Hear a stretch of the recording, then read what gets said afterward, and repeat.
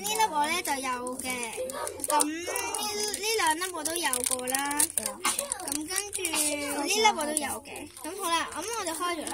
唔係我，咧就係呢一粒咩嚟㗎？呢一粒小幸嘅表演服，鞋嚟嘅，係擺喺度邊呢度啦。咁跟住呢一個咧就係，咁而家唔可以俾人睇。咁等我一陣嚇。係啊，咁跟住呢粒就係七色㗎啦，我第一次有嘅，可以係小幸着嘅。咁呢粒我都有嘅。跟住呢兩個一套嚟㗎啦。咁跟住就係凍啊，另外一包。咁跟住就開咗佢先啦。救命！先啦，開。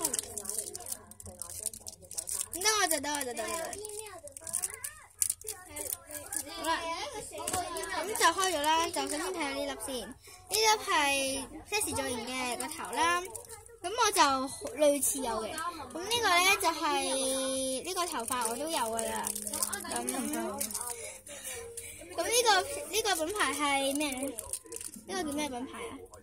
呢個係嗰個品牌松啦。咁跟住呢粒咧就係西時造型嘅裙，嗰個連身裙嘅。呢個第二季嘅頭髮，咁呢個第三季嘅高造型褲啦。